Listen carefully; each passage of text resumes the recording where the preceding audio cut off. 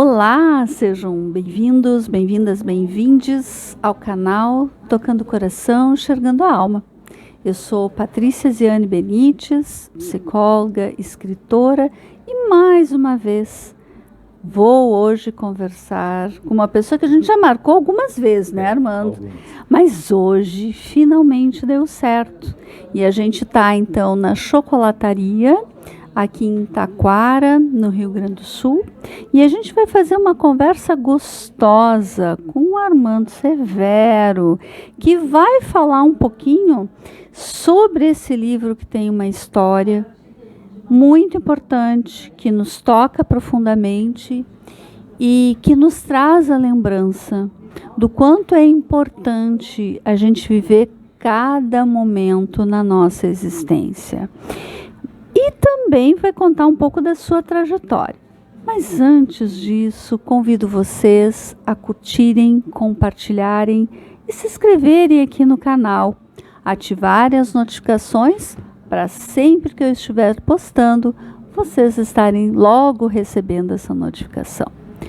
Então, Armando Severo, seja bem-vindo ao canal. Obrigado. Eu estou muito feliz de hoje poder estar conversando contigo. Aliás, ele vai nos mostrar uma coisa tão bacana, uma produção desse livro que é emocionante. Armando, contigo. Boa tarde, eu agradeço demais essa oportunidade para expor um pouco tudo que eu passei nessa pandemia, que ainda não acabou, diga-se de passagem. Muitos acham que terminou, mas ela não terminou, tá? A gente tem que cuidar ainda de si e cuidar dos outros. E eu próprio quase morri devido a essa pandemia, devido ao Covid, e o que me salvou foi a literatura. Na realidade, o que me salvou foi saber que eu tinha que estar presente, que eu tinha que fazer parte de um todo para ajudar as pessoas. Eu tive o apoio da minha esposa e da minha filha, que foi imprescindível para isso, e eu resolvi cometer poesias nesse período. Era um período negro, era um período terrível, mas eu precisava, estava latente, que eu precisava dar um grito. Até mesmo basta para algumas coisas, e eu encontrei na poesia esse veículo, esse canal, que surgiu então em tempos de reclusão. Vou pegar aqui, que é um livro que ele é dividido em dois momentos, tá? O momento 1, que é o momento de sombras, que fala especificamente da minha experiência com a Covid, da minha experiência com a perda dos amigos, com a perda das pessoas, da minha experiência com esse luto coletivo que nós passamos, que foi um luto coletivo, não foi individual. Esse individualismo não cabia nessa circunstância, não. E não cabe ainda esse individualismo, né? Então esse momento 1 é um momento de sombras, no qual eu relato esses poemas mais sombrios, como diz o nome, né? E o momento 2 são pinceladas de amor, de esperança, porque nós precisamos enxergar além do que nós estamos passando. Nós temos um porvir, né? Nós temos que acreditar nesse porvir, mas nós fazemos esse porvir também, né? Nós somos protagonistas desse porvir. Então o momento 2 do livro trata justamente disso, da esperança, que não tem outro nome que não seja esperançar pelo povo, esperançar pelas pessoas, fazer com que as pessoas entendam que nós somos perenes, nós somos passageiros, mas nós seremos, digamos, raiz, nós seremos, como fugiu, uma semente, isso é, raiz, uma semente, se nós deixarmos marcas, deixarmos nossos pedaços para trás, né? Porque eu multiplico, eu sou multiplicador, eu preciso disso. Sabe, Armando, tu toca numa questão tão importante, a gente até estava conversando aqui um pouco antes, né, da gravação, do quanto, na verdade, a gente tem que perceber que nós fazemos a diferença e que nós precisamos aproveitar cada momento. não passar por aqui como uma ausência de si, mas estar aqui. A pandemia, muitas vezes, a gente já conversou aqui no canal, ela nos trouxe coisas muito difíceis, que nós estamos vivendo e que nós ainda vamos viver por gerações. Mesmo quando tu falas do luto, o luto sim é um coletivo, esse luto tem um diferencial, como tantas outras situações de catástrofes e emergências, né, que muitas vezes passa um pouco batido, né, como se aquilo fosse algo pontual e terminou, vamos tocar a banalização da tragédia, né? Então, essa questão do luto é algo que vai transpassar aí gerações e a gente precisa aprender a cuidar de si, quando o Armando disse. Sim, lançar sementes, porque quando a gente dá sentido à nossa existência, a gente está lançando sementes, a gente está criando raízes e a gente está podendo talvez deixar um legado para que outras pessoas também possam dar sentido à sua existência, né? Então acho que a tua obra ela tem uma carga importante e nos mostra o quanto que a arte ela é resiliente e o quanto que a arte ela é saúde mental. Saúde mental, quer dizer, nasceu durante um momento de pandemia, aquele momento de pandemia mais grave, mais difícil, né? E que tinha algo que estava em ebulição, precisava ser colocado em algum lugar. Foi uma tábua de salvação.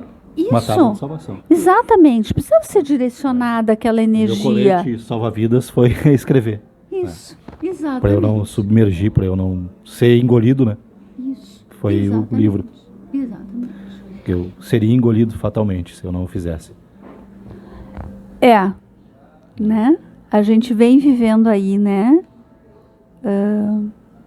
Muitas coisas ainda difíceis e que ainda vamos viver coisas difíceis como uma consequência desse período difícil que a gente viveu, que a gente ainda está atravessando. A gente hoje pode, né? A gente tem vacina, a gente tem toda uma estratégia, enfim, mas mesmo assim a gente continua assim atravessando a pandemia. A gente continua frágil, né?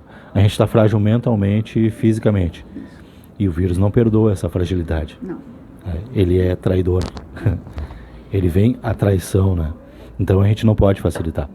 A gente não pode se descuidar. A gente não pode se descuidar da nossa saúde, né? E da saúde de quem está convivendo conosco, né? Porque a gente pode ser passagem nesse mundo, mas a gente não pode deixar de ser caminho. Isso. Que bonito isso, né, Armando? Porque é exatamente isso. Né? Nós estamos atravessando aqui um período, né? A gente nem sabe muito bem nosso prazo de validade nesse período. Não importa muito, mas importa de fato que a gente possa viver esse momento, né? E ter realmente uma convivência com a gente, em primeiro lugar, uma convivência que perpassa pelo auto-amor, pelo autocuidado, né, pelo autorrespeito, né, para que a gente consiga fazer isso pelo outro. Porque se a gente não faz isso com a gente, como é que vai fazer pelo outro? A gente vive muito a era do eu me basto, né? Isso tem que acabar, né? Eu não me basto, eu não sou sozinho. Eu preciso saber que eu não sou sozinho, né? E eu preciso que as pessoas saibam que nós somos, né? Coletivo. Simplesmente isso, coletivo. E coletivo não é um amontoado de pessoas, né? A gente tem que prestar atenção nisso. Amontoado é turba, né? Não, é coletivo. Turba é amontoado, né? Coletivo é objetivo. É um propósito. É o caminhar para uma direção, né? Sem descuidar que ao lado tem alguém junto, né? Não só caminhar olhando para frente. Eu tenho o meu propósito. Não, mas o teu propósito é o mesmo propósito do teu vizinho, do teu irmão. Vamos juntar esse propósito, então. Fazer uma coisa só, né? É o coletivo. É um por todos e todos por um, né? Exatamente. Mas, Armando, além deste livro estar assim, nós temos uma outra questão sobre esse livro que eu gostaria muito que tu compartilhasse, né, com as pessoas, que eu acho que é uma experiência muito enriquecedora, muito bonita, né, e que a gente, né, as pessoas que estão aqui merecem saber, né, disso. Eu tive a ideia de transformar o Em Tempos de Reclusão numa edição em braille, né, e distribuir para as bibliotecas municipais da região, né, gratuitamente. É um trabalho meu, né, às minhas expensas, às minhas custas, que eu vou distribuir para as bibliotecas municipais a questão da inclusão, porque é difícil nesse país tu saber, uma coisa é difícil até tu reconhecer que a pessoa precisa de um auxílio, né, que a pessoa tem que ela é diferente, tá? Até tu foge um pouco disso, né? Tu te espanta com isso, tu não quero saber do diferente, né? O diferente me assusta, o diferente me machuca, e por eu estar machucado pela diferença dele, eu ignoro, né? Então essa questão da inclusão, ela é muito importante nisso. Então essa transformação do Em Tempos de Reclusão para o braille, eu vou alcançar uma gama de pessoas que precisam saber, precisam saber que elas estão no mundo, né? Que elas fazem parte do mundo, que elas interagem, que elas são reconhecidas, elas não estão sozinhas, né? Elas podem ter acesso à mesma coisa que eu tenho, né? Contanto que lhe dê veículo para isso, que lhe dê condição para isso. E é uma tentativa de, pelo menos, minimizar essa distância entre as pessoas. Essa é a minha iniciativa. É muito bacana a gente poder pensar que cada vez mais, e não só pensar, mas agir em prol desse coletivo. Então, quando a gente tem ações como essa, né, é uma ação prática, está aqui, ela é concreta, né, e ela está trabalhando coletivo porque ela abarca a inclusão, né? Nós somos diferentes, todos somos diferentes, e a gente precisa aprender a reconhecer essas diferenças como algo que faz parte do mundo. Né? Então, reconhecer que cada um tem as suas potencialidades, as suas dificuldades, e todos temos direitos de conviver, né, neste planetinha. Com certeza. É que a gente tem um erro muito grande, que a gente mensura a diferença como sendo melhor ou pior. Não. É só porque não é igual. Por isso que ele é diferente. Não que ele seja melhor que eu ou pior que eu, né? Ele só é diferente. Ele não é igual a mim. Ele é indivíduo com aquela característica. É mais ou menos que nós temos que pensar nesse lado, né? É verdade, com certeza. E Armando, assim, antes dessa experiência que acabou te eclodindo durante a pandemia, tu já tinha alguma experiência de escrita? Em algum momento isso já apareceu na tua trajetória? Eu comecei a escrever adolescente, né? E como todo adolescente, quem lia minhas poemas eram as gavetas do meu quarto, né? Que liam todos os poemas e eu acho que gostavam porque não reclamavam, né? Mas a minha primeira experiência literária, eu participei do concurso Poemas no Ônibus, da Carris, em Porto Alegre, edição 1999-2000. Eu ganhei com um poema, então eu diria que o meu início, a minha estrada começou na literatura pela Carris. Que foi essa inclusão no concurso Poemas no Ônibus. Eu me empolguei com a história, lancei um livro totalmente independente, que era o Pulsar, que não vendeu nada, né? Me desiludi um pouco, mas não esmoreci. Continuei escrevendo, até que veio a oportunidade de lançar o Em Tempos de Reclusão, com essa questão da pandemia. Mas eu sempre escrevi, eu sempre precisei dessa ferramenta para perder o medo de ser eu mesmo, né? Eu não me escondi atrás da literatura. Eu me apresentei para o mundo com a literatura, através da literatura. Então foi por esse motivo. Olha que interessante olhar por esse prisma, né? Porque muitos de nós, na verdade, começam muito com a escrita como uma forma mesmo de poder se mostrar para o mundo, né? Mas eu acho que esse outro olhar, né, ele é interessante, né? Ele é interessante, assim. Pensando, agora me lembrei, né, do meu próximo livro e assim, foi isso, na verdade, a própria história se contou para mim, né? Não fui eu que estava escrevendo aquela história, mas a história se contou. Então, acho que é essa questão da posição dialética, né? Da vida, em tudo, né? Das coisas que vão se somando, né? São as partes de um mesmo todo, né?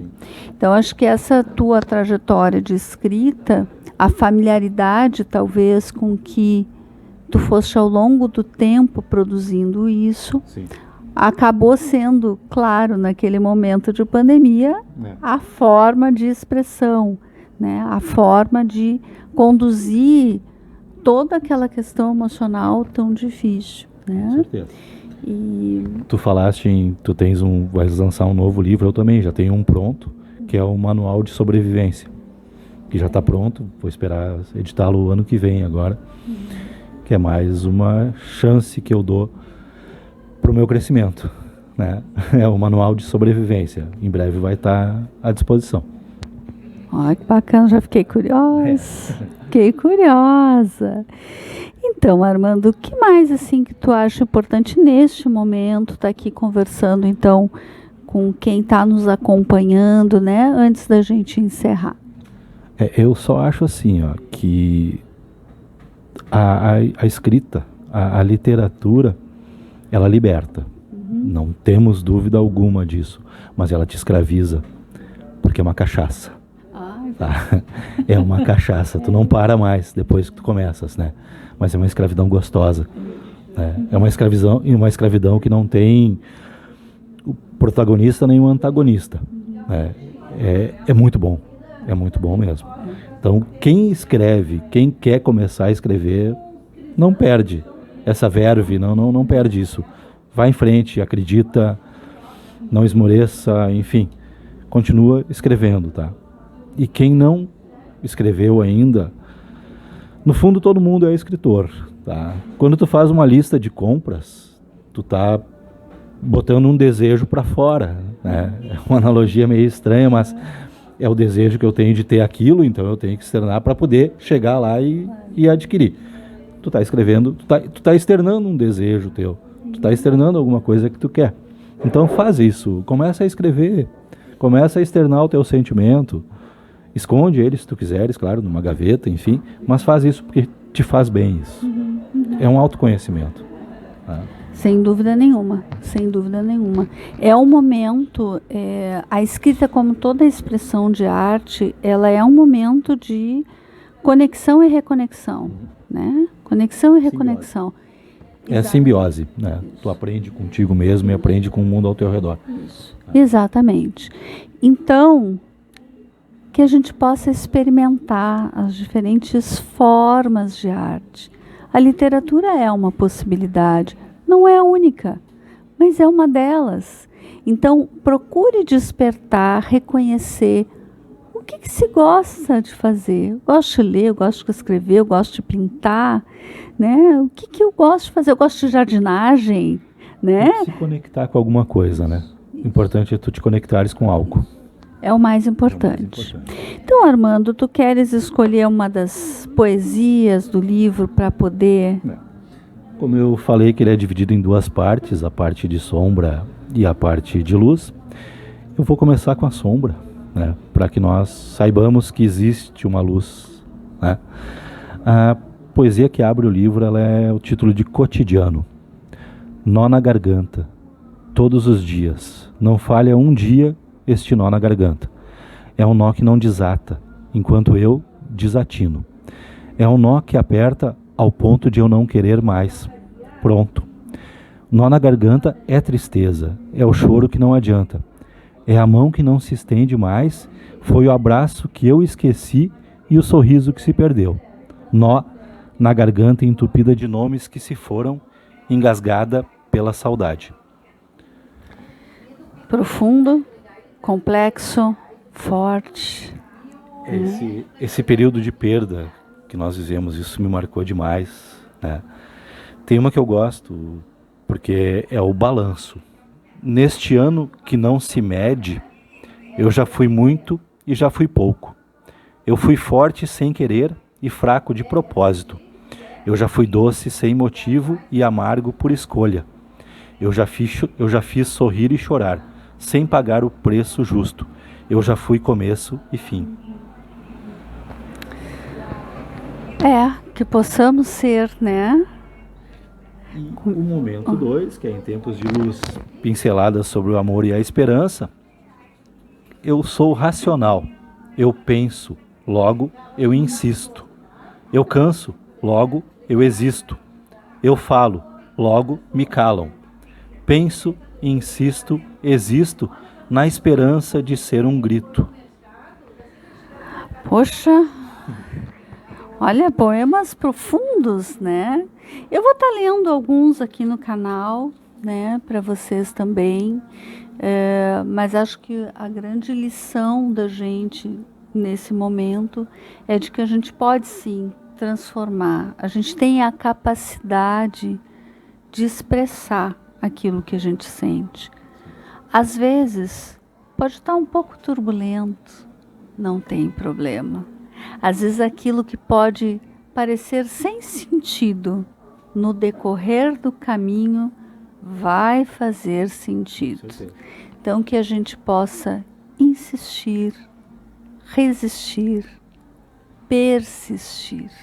Então muito obrigada, Armando. Porque assim, foi muito legal. Demorou, mas a gente conseguiu. Deu certo, finalmente deu certo. A insistência, né? E a persistência. Deu certo, ainda bem. Muito obrigada. E nós nos despedimos nesse vídeo aqui. Eu vou colocar na descrição do vídeo, então, os dados do livro do Armando, o contato dele para quem quiser, então, tá conhecendo um pouco mais dele, né? E nós nos vemos na próxima conversa. Até. Obrigado. Até.